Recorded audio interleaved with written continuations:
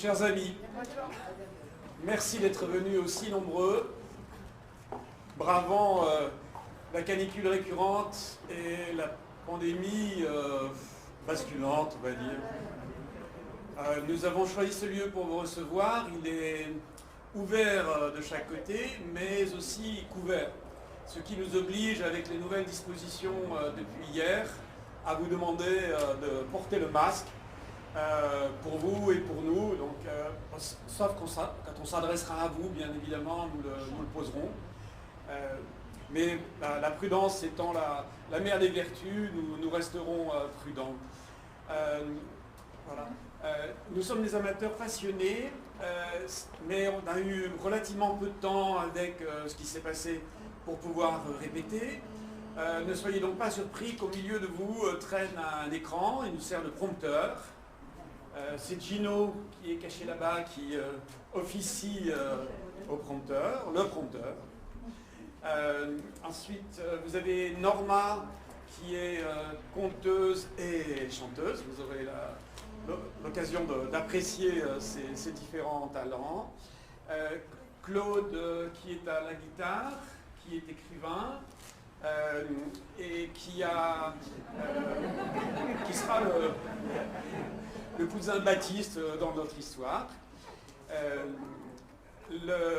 Ensuite, Joël, donc c'est un autre cousin, on va voir qu'il s'agit d'une question d'héritage. Voilà, il a bien la tenue, vous verrez, c'est super. Robert, le patriarche, qui se reconnaît facilement et que tout le monde connaît ici. Chantal est mon épouse dans la vie comme dans cette histoire. René, donc mon épouse sera Marie. René, je cherche René, voilà, René sera Mathéa, la voisine. On avait prévu un certain ordre et puis voilà. C'est des lois de la physique, le désordre s'installe rapidement. Ouais. Voilà. Et enfin Marie-Claude qui est là et qui sera l'autre conteuse, puisque cette histoire, alors ça s'appelle la division en héritage, comme vous avez pu avoir l'occasion de le voir. C'est parti d'une nouvelle que nous avons créée donc, avec Claude, Michel Bouchy qui est en recherche d'une autre histoire et grand-père et qui s'occupe de ses petits-enfants en ce moment en Haute-Corse et qui n'a pas pu se libérer aujourd'hui mais qui le regrette. Donc à trois, on a créé une nouvelle sur l'indivision, le petit souci que ça peut représenter.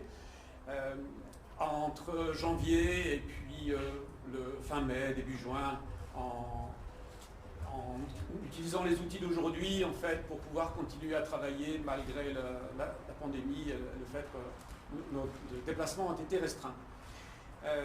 Alors, c'était dans le cadre d'un atelier d'écriture, dans le cadre de l'association qui nous reçoit aujourd'hui et dont nous sommes pour la plupart membres, l'association culturelle et sportive de la Rive-Sud du golfe d'Ajaccio. Alors, au terme de fructueuses rencontres, on a réussi à monter toute cette histoire. On l'a beaucoup rétréci, enfin de 80 pages, on est passé à 18 pour réussir à ce que ça tienne en 1 heure à peu près. Déjà, je suis un petit peu long, mais bon, on va faire vite. Et l'idée, mais on a conseillé, c'est en cours, c'est que la nouvelle soit publiée chez Edilivre, qu'elle soit disponible pour tous. Alors l'intrigue, à la disparition du patriarche, Robert, il a fait fortune à Saint-Domingue, aux colonies, comme ça se faisait beaucoup entre 1840, on va dire, et puis la fin, on va dire, même un peu avant la Deuxième Guerre mondiale, avec des hauts et des bas, bien sûr. Il a souhaité, pour des questions purement philosophiques qui avaient cours à l'époque, que tous ces biens, qui étaient fort nombreux, restent dans l'indivision. Et donc à son décès, les choses vont se compliquer.